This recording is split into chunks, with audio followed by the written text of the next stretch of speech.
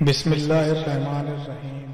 حضرت قاسم کی شہادت۔ حضرت عباس علمبردار کی لاش کو دفنانے کے بعد امام مظلوم واپس خیمے میں تشریف لائے، جنگ کی تیاری کی اور اپنے جسم پر ہتھیار لگا ہی رہے تھے کہ حسن کے لال شہزادہ قاسم دست بستہ سامنے کھڑا ہو گیا اور عرض کیا کہ میں اہل بیت میں سے نہیں ہوں کیا؟ امام حسین نے فرمایا بیٹا کیوں نہیں؟ حسن کے لال نے پھر کہا کہ تو پھر مجھے شہادت کا مرتبہ حاصل کرنے سے کیوں محروم کیا جا رہا ہے؟ میں ابھی تک اس انتظار میں رہا کہ آپ خود ہی مجھے میدان میں جانے کا حکم فرمائیں گے، مگر شاید مجھے بیگانہ سمجھ کر دین پر قربانی سے محروم کیا جا رہا ہے۔ آج میرا بھی باپ ہوتا تو آپ ایسا نہیں کرتے، وہ ضرور اجازت دے دیتے، مگر کیا کروں، کس طرح جاؤں اور کس سے کہوں؟ پھوپھی زینب سے کہتا ہوں تو منہ پھیر لیتی ہیں، چاچی جان سے درخواست کرتا ہوں تو خاموش ہو جاتی ہیں، بھائی اکبر سے التجا کرتا ہوں تو جواب نہیں دیتے، اور آپ نے ابھی تک کوئی خیال نہیں کیا۔ چچا جان مجھے بھی میدان جنگ میں جانے کی اجازت دے کر اپنے ہونے کا ثبوت دیں۔ جگر گوشے رسول نے حسن کے لال کو سینے سے لگایا، آنکھیں اکسبار ہو گئیں اور فرمایا بیٹا تمہیں دیکھ لیتا ہوں تو بھائی حسن کی صورت سامنے آ جاتی ہے، تم میرے بھائی کی نشانی ہو۔ تمہارے باپ نے آخری وقت تمہارے حق میں مجھے ایک وصیت کی تھی، کہتے ہیں حسین سنو، یہ میرا بیٹا قاسم تمہارے پاس میری امانت ہے، اس کا خیال رکھنا۔ بیٹا قاسم میں تمہیں اجازت دے کر اپنے بھائی کی امانت میں خیانت کیسے کر سکتا ہوں؟ جاؤ بیٹا آرام کرو اور اپنے چچا جان پر رحم کرو۔ نوری نگاہ حسن نے عرض کیا چچا جان یہ تو ٹھیک ہے، لیکن اگر آج میں اپنی جان بچا گیا تو کل قیامت کے دن اپنے باپ کو اپنی صورت نہیں دکھا سکوں گا، اور اس وقت دادی فاطمہ کو کیا جواب دوں گا جب انہوں نے پوچھا کہ قاسم میدان کربلا میں جب میرا پیارا حسین مصیبت میں مبتلا تھا تو تم نے میرے بیٹے کی کیا مدد کی تھی؟ اور پھر جب نانا مصطفیٰ نے فرمایا کہ حسن کے بیٹے قاسم کو لاؤ جو حق اور باطل کے معرکے میں اپنی جان بچا گیا، تو میں دربار مصطفیٰ میں کون سا منہ لے کر جاؤں گا؟ یا امام دیکھو اون و محمد نثار ہو گئے، عباس جان دے گئے اور حر اور وہ جو بیگانے تھے وہ قربان ہو گئے، مگر میں ابھی تک منہ دیکھ رہا ہوں۔ چلو مجھے اپنا سمجھ کے نہیں بیگانہ جان کے ہی اجازت دے دو۔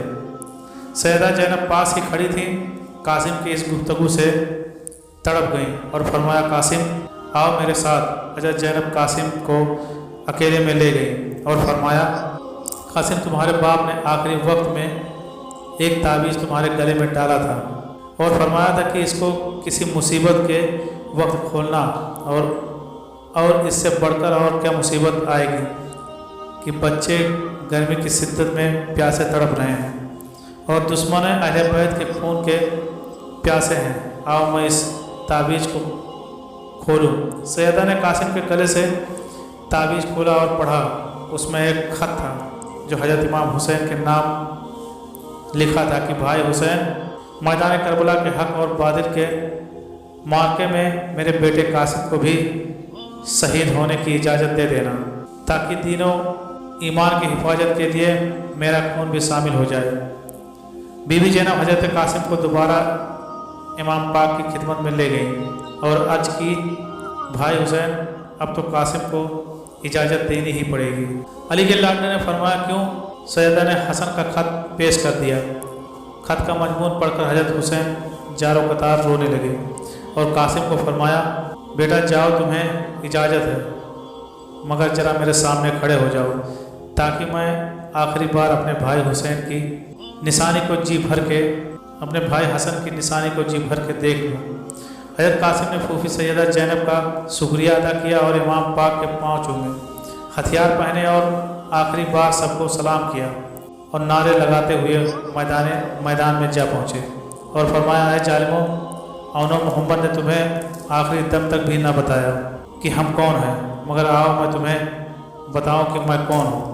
امام حسن کا بیٹا ہوں، پوتا مرتضیٰ کا ہوں، دادی فاطمہ میری، میں دوہتا مصطفیٰ کا ہوں، ہے قاسم نام میرا، قاسم کوثر लक़ब मेरा, जहाँ मैं सबसे ऊंचा हूँ, देख हसब व नसब मेरा।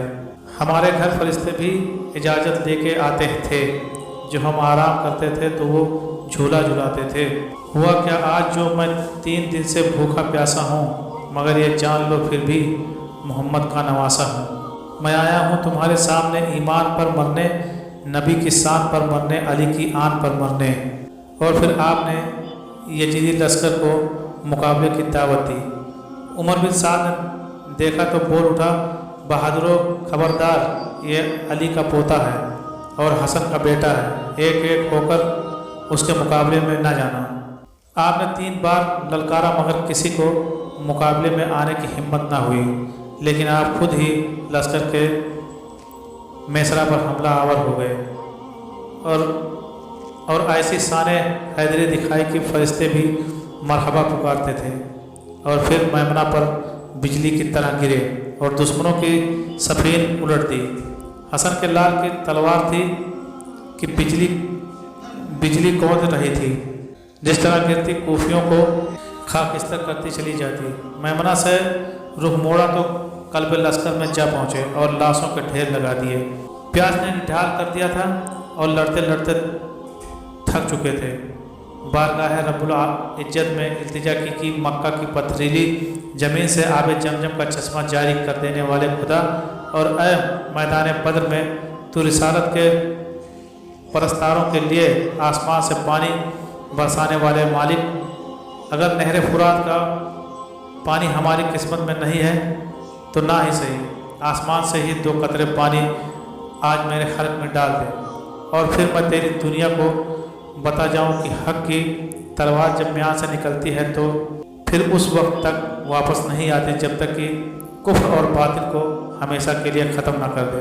मगर हाशमी शहजादे की ये इल्तिजा कबूल ना हो सकी और पर्दे गैब से आवाज़ आई कि ए हसन के लाल, मैं भी अगर चाहूँ तो खाके करबला से ही पानी के चश्मे उबाल सकता हूँ और कूफा के इस रेगिस्तान से ही आब हयात पैदा कर सकता हूँ, मगर ये तो नविश्ते तकदीर है जिसे आज तुम अदा कर रहे हो, और ये तो मनसा इलाही है कि जिसे तुम पूरा करके बातिल परस्ती की दीवारें हिला रहे हो।